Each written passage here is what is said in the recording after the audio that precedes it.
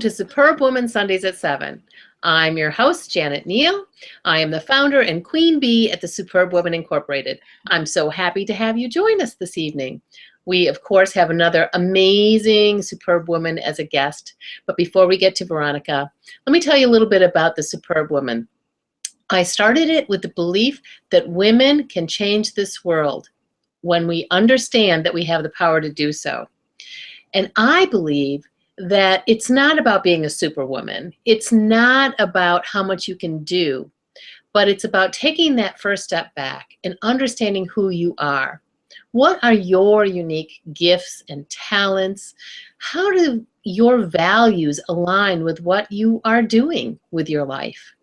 And I have found from experience personally that when I learned how to do that, my life became more powerful. And I'm talking about personal power. I'm talking about being comfortable in your own skin. I like myself more. I am able to do more things now because I have taken the time to align with what's important to me. And on my journeys, I have been fortunate enough to run into many superb women, women who have taken the time to be and then do.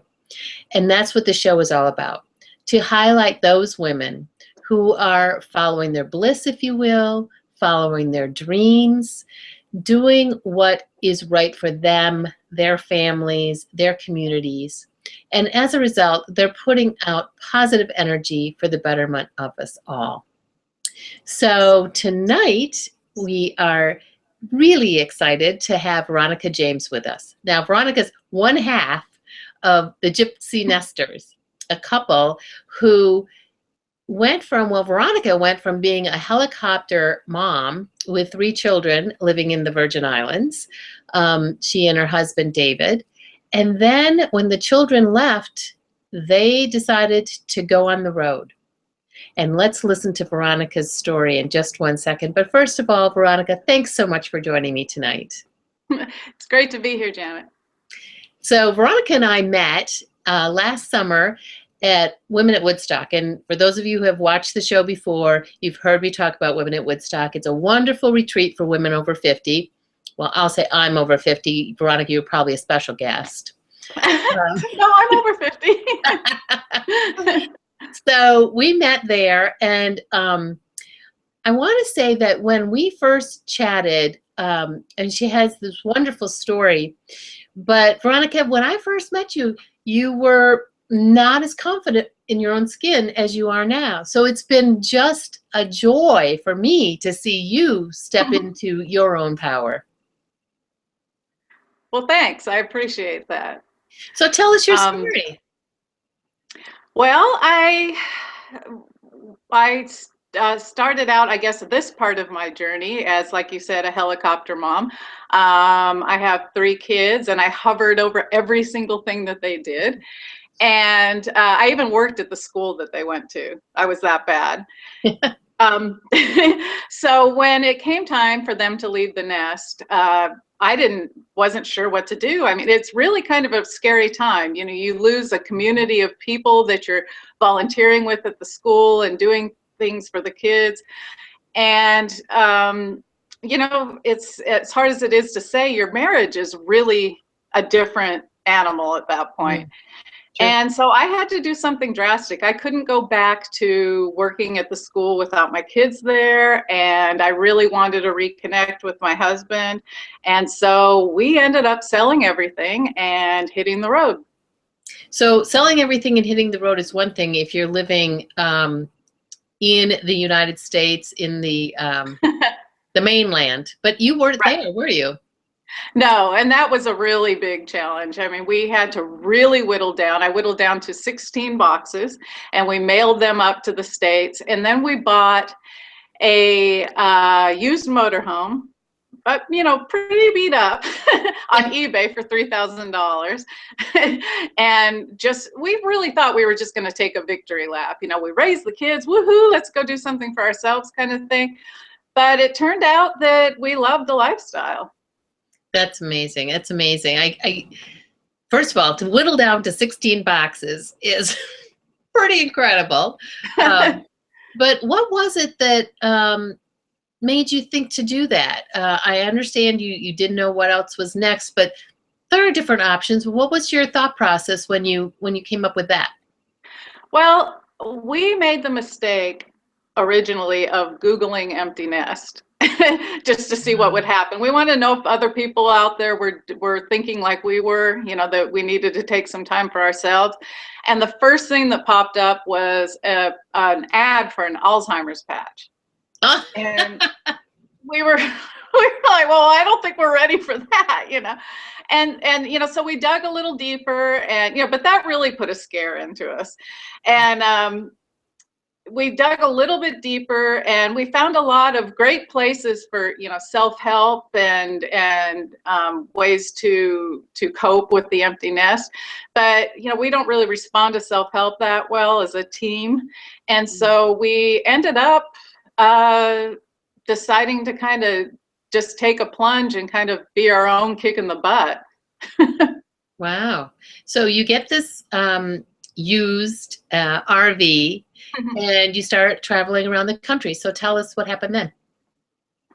Well, it was, you know, after David super glued himself to the ceiling of the RV, the first day we had it, we started to kind of understand, because we didn't know what we were doing, and we had no idea what the lifestyle was about. We didn't have any idea what anything, you know, what to do. We were just kind of headed off to see family and friends that we hadn't seen in a long time, because we lived on St. Croix, and that, you know, they'll come up, you know, down there for a visit to visit the islands and, you know, bask in the sun in the wintertime. But, you know, you just don't see people that often. So the idea was to start in Portland, Maine to Portland, Oregon was the original idea, and then stop all along the way. So that meant going up and down and bopping around it. But we also saw a lot of the national parks, which was fantastic. And we ended up in California to see and saw my brother, who I hadn't seen since my mom died, which was almost 10 years at that point. And that was like the big, you know, da, we're done.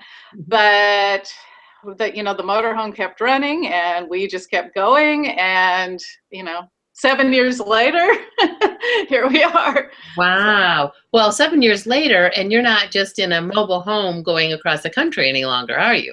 No, it turned out, you know, we were trying to figure out a way to make it work for us. You know, you can't just, you know, you have to make money, or at least not spend your whole nest egg. And, you know, so we just we started a website on a whim when we first started out, basically keeping family and friends involved with what was going on, you know, our thoughts about, you know, our empty nest and that kind of stuff. And it was funny. We started getting comments from people that we didn't know. And it was my oldest daughter who said, you know, Mom, I think you've got something going here. People are responding to this. And I guess they needed a kick in the butt too. So we ended up just trying to figure out a way to make the website work. And it turns out that tourism companies want you to write for them. So we've ended up going all around the world, you know, writing stories for companies and you know, tourist destinations, and it's just fantastic. Oh, I know. I do envy that lifestyle. It's pretty sweet, I'm not gonna lie. Yeah, right. So can you share with us one of your favorite places and maybe a story from that? Oh, let's see. I think one of my favorite things that we did, we ended up getting contacted by Queensland, Australia's tourism department. And Australians are very adventurous people, and I didn't know this at the time. When we always ask, I have a fear conquering series on my website, so I always ask, you know, is there something that we can do for my fear conquering series? And they immediately went, you want to jump out of an airplane? And I'm like, yeah. And you know, David's going, what? Are you crazy? Are you nuts? I'm not doing that. And they're like, well, okay, well, we'll find something out for, you know, else out for David, but you know, Veronica's going. So we go to Australia, and we're, you know, it's just fantastic. We ended up not only jumping out of an airplane, but feeding crocodiles. And it's just nuts. I mean, I met maybe two people the whole time I was in Australia that hadn't jumped out of an airplane. I mean, this is like something they do. They wake up, have their coffee, and go, what are we going to do today? You know, it's crazy. So anyway, they got back to us and they said, well, what, you know, we thought we would give David a spa day instead of, you know, so he wouldn't have to go up in the airplane. And he's like, oh, that's great. I can get a massage. I can, and they said, no, you either jump out of the airplane or you're going for a full body wax. Right. So he ended up jumping out of the airplane. Okay. But I mean, it just kind of gives you an idea of the people in Australia are so fantastic. They you know, they take themselves not very seriously. They're just, it's just a really and it's great. The sunshine, the beaches, it's just beautiful. Oh, that sounds wonderful. So you had mentioned earlier that, you know, the change in relationships that happen with children, without children. And tell us how, you know, obviously this was important to you guys to be able to rebuild your relationship. Can you talk about that? Yeah, you know, I don't think we were actually at the point, you know, on brink of divorce or anything, but you know how it is. You're raising kids and it's the focus of your life, and it's a good thing that it's the focus of your life. And by the time they're teenagers, it's all hands on deck. I mean, not just, you know, the parents, but everyone around you. I mean, you need a support team because they can be, you know, they can be sneaky. They're kind of wily. So we ended up, you know, just trying to figure out a way to really keep each other interested in each other. You know, we didn't want to be that couple that, you know, sit in a diner and stare at their eggs. It wasn't just not, you know, what we wanted to do. So travel was the means of doing that. And we found that out very quickly once we realized, you know, that we had different traveling styles. Once we worked that out, you know, you always have something to talk about. You always have, you know, we always are challenging each other, and you know, it really turned out to be a good thing. But I do say that travel isn't the only way to do that. I think it's really important for couples, once the nest empties, to try new things that are completely new to both of them. Try them together. Take a dance class, take a college course together. Cooking lessons are great. Volunteering in your community is fantastic. All of those things bring new things that you're experiencing together to the table, and it's, you know, you won't be looking at your eggs. I promise. Very good, very good. So besides David, who I know is important in your life and your growth and your becoming a superb woman, who else has been influential? Oh, wow. I was going to answer that question with David, but I guess I don't get to. Tell us more about him. Well, no, I think, you know, I really think if I can lump three people into one, I mean, my kids really honestly challenge me and keep me young and keep me focused on things that I don't think I would have remained focused on. You know, like I said, my older daughter made sure we knew social media, that she's always calling us going, you need to learn to Skype, you need to learn to do this, you know, so she really keeps us on our toes. Our middle daughter is this wonderfully incredible artistic young woman who keeps us up on, you know, slang and you know, all of that stuff. You know, and then, you know, my son just keeps me on my toes in general. He actually, if you Google most dangerous job in the world, my son pops right up there. He's a bush pilot in Alaska. So just having that in my life, it keeps my blood flowing. Yeah. But yeah, they still continue to keep me young, keep me on my toes. Absolutely. And so please tell us about your husband as well. Well, I mean, I think just for this journey in my life, and it was a lot because we wanted to reconnect, but a lot of it is his humor and adventuresome nature that just it, you know, and plus we dare each other constantly. We challenge each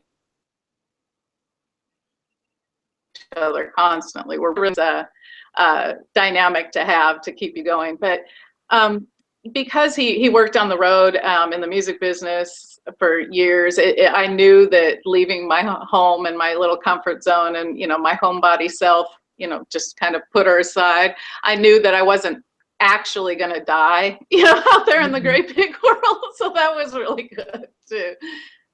Yeah. Oh, that's amazing. So these days you are traveling, you have a little home port, if you will. But where is your travels taking you lately? Wow. We just, I think one of the coolest things we did lately was there's a company in Europe called Eurorail that they kind of work with all of the train systems in Europe, and you can you can easily book through them and utilize all of the train systems rather than trying to, you know, put them together by yourself. And they contacted us and said, would you like to go on a train ride? We'll give you 3 weeks, you know, to go wherever you want. And we're like, heck yeah, you know. But this is in November, right? And so I'm like, yes, okay, we'll go from Prague and just follow the weather all the way down to Spain, you know, the tip of Spain, and look at Africa from the beach. You know, I thought, wow, what a great idea. And David says, well, I want to go up to Scandinavia and go up to the Arctic Circle. And I'm like, what? This is what I'm talking about, challenging each other. And you know, he says, yeah, we've never been to Scandinavia. And I said, but it's November, it's going to be really cold.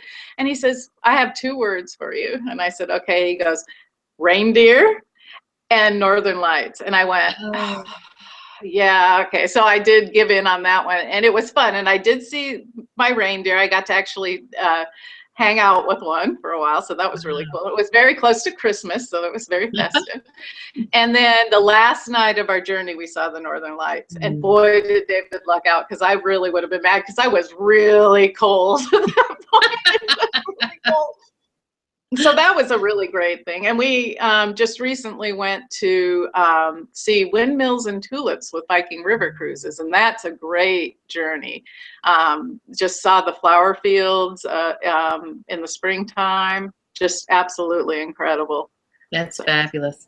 So I'm sure along the way, there are some shoulds that have popped up for you. So what's one should that you have let go of in your life?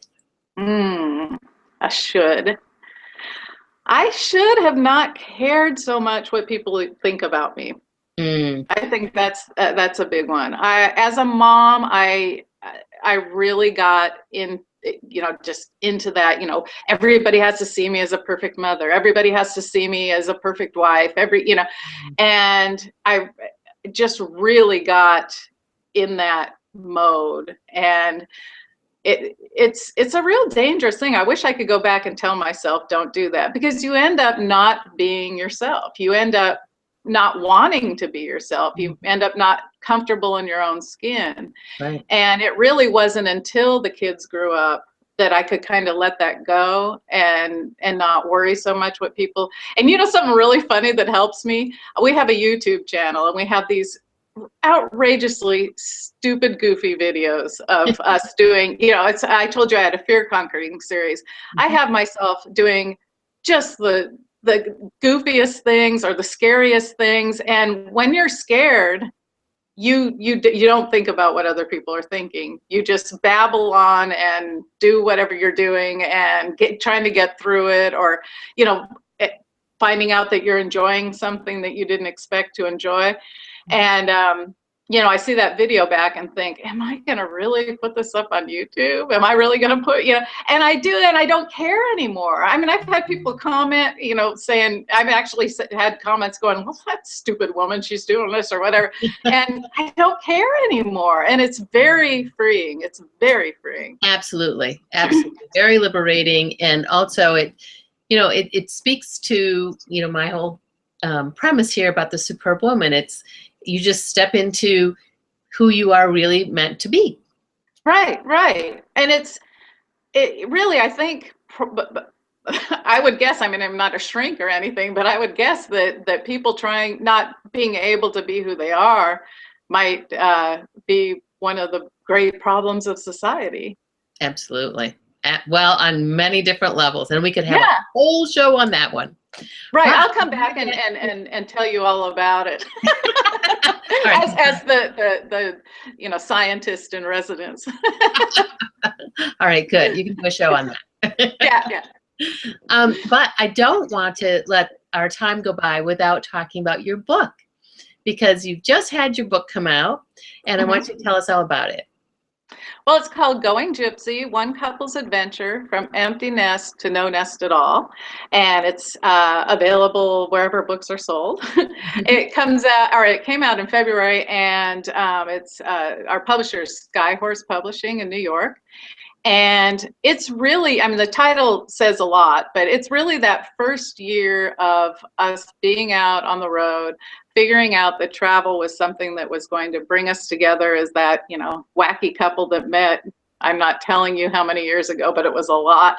And, the pre-kids, the pre, me caring about what people think about me, kind of going back to our roots as a couple, and learning to, it talks a lot about learning to deal with your adult children as adults instead of children. And it, not in a how-to kind of way. I mean, I really had my kids slap me down on a couple of occasions. I learned the difference between helping and meddling is the way they look at it. I think I'm helping, they think I'm meddling, and I've learned how to not do that anymore. I mean, there's a lot of lessons I learned in that first year of being out on the road. Wow. Yeah, I can only imagine. So you're on. It's really one of the few books we actually couldn't find. We couldn't find any books that were written from the male and female perspective. I mean, David and I do, we alternate chapters. So that's a good thing. And it's really funny. It's actually shelved in the humor section. Oh, great. So you're on your way right now to a book signing, correct? We are. We're going to be in Nashville on the 6th at Bookman, Bookwoman in Hillsborough Village. And we're hoping a lot of folks will come out, and it'll be great. We'll see a lot of old friends too. So we're really excited about that. That's excellent. So you referred to your YouTube channel. So tell us a little bit about what to expect when you go to your YouTube channel. Well, it's everything. We find we always look for the odd when we're traveling. And so we find interesting things that we see. I mean, sometimes it's not planned. We find street vendors or street food vendors that are making odd things. The one I just put up today is my sailplaning adventure, which was pretty scary. It doesn't sound like it's that big of a deal, but the sailplanes are about this big. and well, I mean, you fitted them, but barely. And that was really incredible. You can see me jumping out of an airplane. You can see me paragliding off the sea cliffs of Lima, Peru. It's just, there's all kinds of really fun stuff on there. David just drove our RV on Watkins Glen Speedway. That's up there too. So, yeah, which is great. It did pretty good. I mean, he came in dead last, and everything in the cupboards were on the floor, but it really was fun. Were you in the RV at the time? No, I actually got to ride in the pace car backwards so I could film him coming at us. So, but he got really far behind. I don't have a lot of that footage because he couldn't keep up with the pace car. But it's really funny because he was filming, on the dashboard while he was going, and some of the comments are just hysterical. Oh, that's funny. That's funny. So tell us what's next for you guys. You're going to Nashville for your book signing, and then what's on your agenda after that? We're going to be going to Quebec. We're going to do a couple more book signings. We're working on that as we go along. And I think what I'm really most excited about is we're going to Tanzania with Discover Corps, which is they're not really an arm of the Peace Corps, but there are a lot of Peace Corps volunteers that are now retired, if you retire from volunteering. But anyway, they put together this company called Discover Corps. And this is something we've really wanted to look into and experience. And so we'll be staying at the foot of Mount Kilimanjaro, and volunteering in a school there, and visiting with NGOs and orphanages and stuff like that. So we're really going to be able to see, you know, beyond the ground and see what the culture's really like there, and be able to help out, which I'm really excited about. So you had mentioned a little bit about how you've gotten comments from people that you've been an inspiration, the two of you have been an inspiration to them. Can you share something along those lines? Oh, that's my favorite part of this, because I didn't expect it at all. I mean, you know, it was kind of a whim that we started the website, and it was kind of a whim that you know, we would expand it, and it was kind of a whim that we wrote the book, you know. And so the idea that we're actually helping people just I mean, it's such a blessing. It's absolutely incredible. I mean, my favorite days are when, you know, somebody says, wow, I hadn't thought of something like this, or I'm going to try this with my kids, or wow, you guys, you know, that kind of thing, or tweeting me a picture of them in Prague because they saw how much I loved it, and they went themselves and had a blast. And those, it's just an amazing blessing to be able to help people. And you know, and then I guess other people don't, you know, respond to self-help like we did. They're kicking the butt, and that just makes me really happy. That's fabulous. Well, you know, you really are a wonderful example of a superb woman, because my belief is that when you are aligned with, you know, doing what you're supposed to do, that positive energy that you put out there can't help but influence and help other people. So I'm so grateful that you have, you know, found your niche, and that you're doing this, because you don't know where this will lead, and you obviously have helped others and are having fun along the way. Absolutely, we are. And I love the whole superb woman, the philosophy. I really do. Thanks, Veronica. And thanks for being on my show this week. Well, thank you, Janet. Thanks. So you'll see at the end of this, there's going to be a slide that has all contact information for Veronica, and be sure to go buy her book and follow them on YouTube. So next week, my guest is going to be Dr. Lori Sokol. Lori is the publisher of Difference Matters magazine. She's also the host of Work Life Matters with Dr. Lori Sokol. So that will be another fabulous show. So until then, have just a wonderful week. Take care.